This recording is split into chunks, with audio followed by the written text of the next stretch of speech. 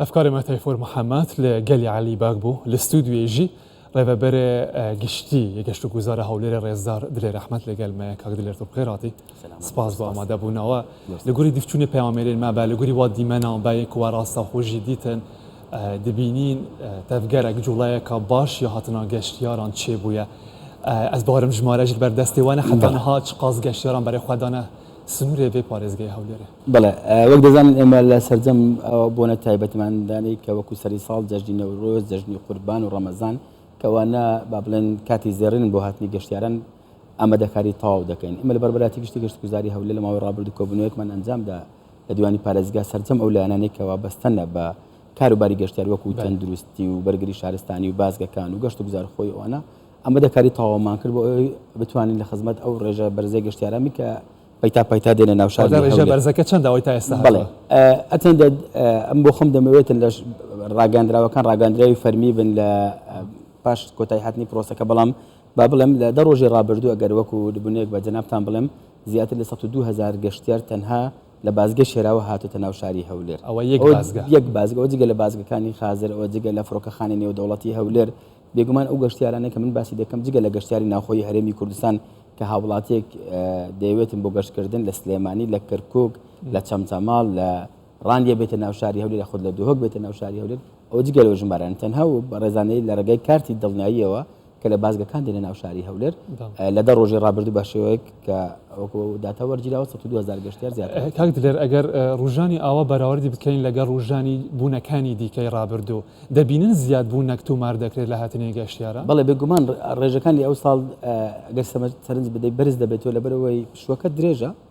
دوو گەرمایەکیش هەیە. ئێمە سەرجەم بۆنەکان بۆ ئێمە دەرفەتی زێڕین ئەگەر بیرتان بخەمەوە بۆ منە لەو کاتەی کە با بڵێن یاریەکی جامبیچێتی ئاسیا هاتە شاری هەولێر خەڵکێک جار زۆر بۆ بینینی یاریزانی نێودەوڵەتیەکان هاتنە هەولێر هەموو ئەو دەرفەتانێک کە دێنە پێش بۆ ئێمە وەکو ژینگەیە کە ژینگەیەکی لەبار بۆ دروستکردن و بەرهێنانی زیاترکردن لە کەرتی گەشتوگزاری تەمەشا دەکرێتن جەژنی ڕەمەزان و جەژنی قوربان و سەری ساڵ و نەورۆز بێگومان دەرفەتەکە گەورەتر و باڵاتر دەبێتن هەر لەو چوارچێوەیەشدا گە سەرنجدا بێتن ساڵ لە دوای ساڵ ڕێژەکان دەچنە ئاستێکی باڵاتر ئەمەش پەیوەندی بەوە هەیە کە جگە لەو توانە مرۆیەی کە لە حکوومەت هەرێمی کوردستان کاری لەسەر کراوە بێگومان وەکو ژێرخانیش هەوڵدرا پارالل ئیشێکی زۆر باش لەسەر بەشێکی ئەو گەشتیارانە بیانینە ژمارەکان سەبارەت باوان چیمان پێ دەڵێن کاک؟ بەڵێ ئێمە لە پرۆسەی داتا لە گەشت و گوزار تۆزێک هەوڵماندا لە چوارچێوەی زانستی کار لەسەر بکەین وەمە لە ساڵانی داهاتوو فڕۆکەخانەی نێودەوڵەتی هەولێر بچێتە ئاستێکی باڵاتر ئەوە ڕۆبرینتان بەڕێز بەرەبەری فڕۆکەخانەی نێودەوڵەتی هەولێر کاک ئەحمەد وشارکە لێرە بوو بە ڕێزیان بەرەبەری گشتی فڕۆکەخانەیە ڕاگەیان کە لە ماوەی ئەو ساڵدا 172,000 گەشتیار لە ڕێگای فڕۆکەخانەی نێودەوڵەتی هەولێر سەردانی شاری هەولێریان کردیە. ئێمە لەو ڕێژەیەدا بە شێوازێکی زانستی نەگەیشتینێتە ئەو قۆناغی ئەو قەنەعەتەی ئەو باوەڕەی کە 115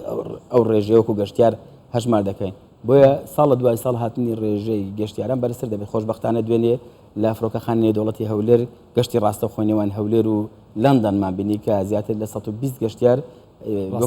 ڕاستەوخۆ چونە لەندەن ئەوانە هەموو دەرفەتی گەورە و دەواازەی گەورەنە بۆ ئەوەی کە لە داهاتوودا هەولێر بە شێوازێکی باشتر بە دنیای دەرەوەدا بکرێتەوە کە ئەمەش زیاتر بە پێویستی بە پێشخستنی زیاترە باسی وا بەرهێنانت کرد باسی ئەولانش بکەین ئەو پێشکەوتنە نوێنەی کە ڕووداون و بەتەمان پروژەی دیکە ئەنجام بدرێن و ڕۆ بدەن لە داهاتوودا چین لەوە. جەنابی سەرۆکی حکوومەت هەرێمی کوردستان یەکێک لەو سێکتەرانەی کە بە گرنگی تەمەشای دەکاتن کەرتی گەشت و گوزارە. کەرتی گەشت و گوزار لە ڕوئیای جەنابیان جگەی لەو با بڵێن لاری سۆفت پاوەر هاتی خەڵک و دیتنی کوردستان و ئەو پێناسە و ڕوئیایە کە لە خەڵکەوە لە دوورە کوردستانی بینی و پێناسەیەکی لەوەیە گونجاوی لە بۆ کوردستان نەبێتن لە پاڵ ئەوەشدا دەرفەتێکی گەورەشە بۆ هەلیکار بۆیە جەنابیان زۆر بە کارێکی پیرۆست تەمەشای کەرتی گەشت و گوزار دەکاتن لەو چوارچێوەیەدا کابینەی نوێمی حکوومەت هەرێمی کوردستان لە ئاستی وەبەرهێنان زۆرترین گرنگی بە کەرتی گەشت و گوزار داوە بۆ نمونە سێکتەری وەبەرهێنان لە سەرجەم لایەنە جیاجیەکان کەرتی گەشت و گوزار زیاتر لە 142 وەبەرهێنانی لە هەرێمی کوردستان داگیر کردیە لەو چوارچێوەیەشدا وەبەرهێنان لە شاری هەولێر پلەی یەکەمی تۆمار کردبوو کە زیاتر لە 7 ملیار و 100 ملیۆن و 233 ژمارە با بڵێن 233 دلار وەبەرهێنان لە شاری هەولێر کرا ئەو ژمارە پێمان دەڵێتن کە ئەگەر ئێستا دەرئەنجامەکانی ژێرخان دروستبوونی ژێرخانێکی پتە و لە گەشت و گوزار بە تەواوی نەبێنرێت لە چەند ساڵی داهاتوو ئەو ژێرخانە ئەنجامی دڵخۆشکەری لێ بەدەست دەکەوێتن هەرچەندە ئێستاش ئێمە لە ژێرخانی گەشت و گوزار چ لە ئاستی وەبەرهێنان چ لە ئاستی با بڵێن گەشت و گوزاری سروشتی چ لەو ئاسانێکە خەڵکانێکی ئاسایی لە کەرت تایبەت کاریان لە بوارە کردی هەمویان بەیەکەوە پارالل ئێمە ژێگێکی لەبار و گونجامان بۆ ئەو گەشتیاران ئەمبەدە کردووە ئالیەکە ڕاکێشانان گەشتیاران ئالیەکی دیژی و هەرێما کوردستانی پێدەوڵەمەندە جهێن شونوارینە کاگت لێ ئەو حتانها چ قاز بەشدار بووە ئەف ئالیە ژ ڕاکێشانان گەشتیارن بە تایبەتین بیانی ئەگەرم بەحسە شکەفتە شانە دەربکن جوڵایە کاوان زیاتر هەبووە بێدەوڵیدا ئەمە لە ماوەی ڕابردوو بەهۆی ئیشوکاری فەرمی خۆمان بۆ تەنیشەکی فەرمی لە دەروێ وڵات بوون بڕوادەکەی ئەو فیدباکەی کە لە دەروێ وڵات بۆ بابەتی ئەشکەوتی شانە دەرکە وەرمان گرتەوە هەندە دڵخۆشکەر بوو دەچوێت هەر شوێنێک هەر ناوەندێکی فەرمی باسی ئەشکەوتی شانە دەر و ئەو بداهێنانە بوو کە لە ئەشکەوتی شانە دەرکرا ئەمە بۆ خۆم دەرچوو گەشت و شوێنەوارم بەسەر لە گەشت و گوزار کار دەکەم دەبینم کە بەهای شوێنەوار چەندە گرنگە هەتا لە کارنامەی حکوومەتیش بوونی هەیە ئەو پوینتە دەبێتە بەهێزترین پوینت لە داهاتوو بۆ ئەوی ئێمە گەشتیاری بیانی پێڕابکێشین بێگومان کاریش لەسەر دەکرێت کاری زۆر جدی لەسەرکراوە ئەو ڕێژانی کە ساڵانە بەرز دەبێتەوە پەیوەندی بەو ژێرخانەوە ئەگەر دواتر ئەوە وەکو میدیاکارێک بە دوواداچوون بکەن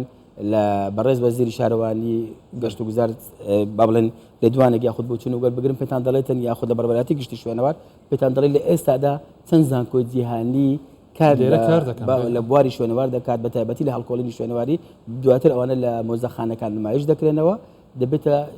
ئەدرێسێکی گەورە پانتاییەکی گەورە بۆ هاتنی گەشتیاری بیان چونکە ئێستا گەر سەرنجتان دابێت زۆرترین پانتایی ئێمە لە کەرتی گەشت و گوزار ئەو خەڵکانن کە دەرودراوسەی ئێمەن ئێمە ڕۆیە و خەونی گەورەمان ئەوەیە کە لە ساڵانی داهاتوو بەڕاستی دەستمان بگاتە ناوەندە جیهانیەکان بۆ لەوێەوە خەڵک بانگەشتی شاری هەولێر و هەرێمی کوردستان بکەن هەر لەو چوارچێوەشدا بووم بۆ دەبێت ئەوەش ئەو دەرفەتە بقۆزمەوە شتێک بڵێم بۆکەوەی کە ڕۆڵی حکوومەت لەولایانە فەرامۆش نەکرێتن حکوومەتی هەرێمی کوردستان بە بەردەوام هەوڵیدایە ئەو پێشنگانەی دەوڵەتیانەی لە باری گەشت و گوزار لە وڵاتە جیاجیەکان ساز دەکرێتن کەرتی گەشت و گوزار چ کەرتی تایبەت چ ئەو کەسانێک کە لە باری حکومی بەرپرسیایەتێک و ئەرکەچیان لەسەرشانە لەو پێشنگانە دەوڵەتیانە لەوێ حزوریان هەبێ و ئەو بتوانن لەوێ هەم ئەدرێسەکان بگۆڕن ژمارە تەلەفۆنەکان بگۆڕنەوە لێ مارکتینگێکی ڕاستەخۆی باشتر بکەن بۆ نمونە تیمی گەشت و گوزار بە سەرۆکایەتی جەنابی سەرۆکی شاندەکەمان جەنابی وەزیر شارەوانی بوو لە ماوەی ڕابردوو بەشداری پێشنگای نێودەوڵەتی لە ئیسپانیا کرد لەوێ هەوڵ درا کە زۆرترین خەڵک لە پێشنگای بەشدار بوون ئاشنایان بکەین بە کوردستان بۆی بڵێن لە کوردستانیشدا گەشت و گوزارێکی چواروەرزەمان هەیە ئەم بەگەر سەر خۆلێکە بیدایەت دەستپێکە مافتین بەحسی ڕێنمایان تەکرد ئەو ڕێنمایان تێنە دەرخستن ژالێ لەسەر گەشت و گوزارێ بە هەندێک ئەوەن و جێن گەشتیاریژی تێنە پابندکردن بە جێبەجێکردنەوە ڕێنمایان دەبێت و هەندێک جاران ڕۆبرووی ئاستەنگیان ببن لە فەرزکردنا سەروان بڕیاران و جێبەجێکردنێدا بووبێ چاوا مامەڵاتێکردن بە تایبەت و دەستە گەشت و گوزارێ بەلکی هێزێک ژینە بە بەلکی وەکە يعني داویە دەپێویستی بەلکی بە پۆلیسێ گەشتیاری هەبە وەکە هەر پۆلیسێ بوارەکردن کول وڵاتان تێدیتن دەستەی گەشت و گوزاری هەرێمی کوردستان سێ مانگجارە کۆبوونەوەیەک ئەنجام دەداتن لەو دەستەیەدا بەردەوام ڕێنمایی و با بڵێن پرۆژە یاسایی نوێ دێتە بوون بۆ ئەوی بتوانین کوالەتی پارێزین ئەگەر سەرنجتان داوی بەهۆی ئەوەی کە تیمەکانی پشکنینی ئێمە بەردەوام چاودێری چڕی ئەو شوێنە گەشتیاران دەکەن بۆ یەکەمترین ڕووداوی نەخوازرا و لەو شوێنانەی کە هەن ڕوو دەدەن بۆ نمونە ئەگەر سەرنجتان دابیتن لە هۆتێلێک لە چێشتخانەیەک لەبەرای ئەوەی کە ئەو گەشتیارە دێ بەکاربەری خواردن بەکاردێنی یاخود ڕاتە هۆتێلێک تەماشادەکە پێویستی بەوەی ژینگێکی ئەمانی هەبێتن بۆیە بەردەوام ئەو تیمە پشکنینانی ئێمە هەوڵماندا پێیان بڵێن لە هەر شتێکدا دەکرێت ئاسانکاری بکرێ بەڵام لە بواری کوالەتی و پرستیژدا ئێمە ناتوانین چاپۆشی بکەن هەر بۆ ئەمە بەستەشدا لە ماوەی ڕابردوو ئێمە کارمان لەسەرەوە بە هەماهەنگین لێوان ئێمە و بەڕێزان لە قایم قامێتە جیاجیەکان هەبوو تابەتی ئێمە کە مامەڵەمان لەگەچن بەڕێزێک لە قایم قامێتەکان هەیە هەوڵماندا سوود لە پۆلیسی شارەوانی لە قایم قامێتەکان وەربگرین لە ماوەی ڕابردوو حکوومەتی هەرێمی کوردستان هەوڵیدا ئەو پرۆسەیە بە باشتر هەوڵدەین پرۆفشناڵتر بکاتن بە سپێشاڵەتی کار لەسەرەوە بکرێت ئەو بوو کە بەڕێز جەنابی سەرۆک وەزیران دواتر بەڕێز وەزیری ناوخۆ ڕەزامەندیاندا لە سەردامەزانی پۆلیسی گەشتیاری ئێستا ئێمە وەکو بەڕێبەرایەتی گشتی گەشت و گوزاری هەولێر لە ڕۆژانی داهاتوو دەرفەتمان لە پێش دەبێتین کارەکان تەواو بوونە بۆ ئەوی 35 بەڕێز وەکو پۆلیسی گەشتیاری لەلای ئێمەدا بمەزرن کارەکان تەواو بۆ پێشتر بە پرۆسەیەکی ئۆنلاین ڕاگەاندرا بوو هەوڵ دەدەن ئەو پۆلیسە گەشتیارانەی کە لەگەڵ ئێمە هاوکار و هەماهنگ بوو هەولێرە لە گوری زانیاریەوە بۆ پارێزگای هێندون و نافتێگومان لە بۆ سلێمانیش بە نزیکەی پۆلیسی گەشتیاریدا دەمەزرێت دوهۆک بە ڕێژەیەکی هاوشێوە لە بەڕێبەرایەتەکانی سۆران و هەڵەبجە و ڕاپەڕین و زاخۆش بەڕێژەی جیاجە بەر پێی پێداویستیەکە بۆ ئەوانیش دابین کرایە مەبەستمان لەوە چیە کە ئەو پۆلیسە گەشتیارە کاتی دەڕواتە شوێنێک هەوڵ بداتن ژینگە شوێنەکە تێک نەداتن بەتابەتی لە ئاستی مامەڵەکردن لەگەڵ ئەو شوێنە گەشتیارە کە گەشتیاری لێە یاخود ئەو بەڕێزەی کە لەوەوە بەرهێنانی کردیا دەبێت ئەو پۆلیسە گەشتیارە ڕۆیا و تێگەیشتنی تەواو لەو بوارەدا پارالێل بی لەگەڵ ڕۆیای ئێمە کە لە کەرتی گەشت و گوزار کار دەکەین و ئێمەش کە دەزانین لە خزمەت خەڵکی خۆمانی ڕێبەبەرێ گشتێ گەشت و گوزارە هەولێرە ڕێزدار دلێر محەممەد گەلێک سپاس بۆ وان زانیارون و وەختەوە زۆر سپاس.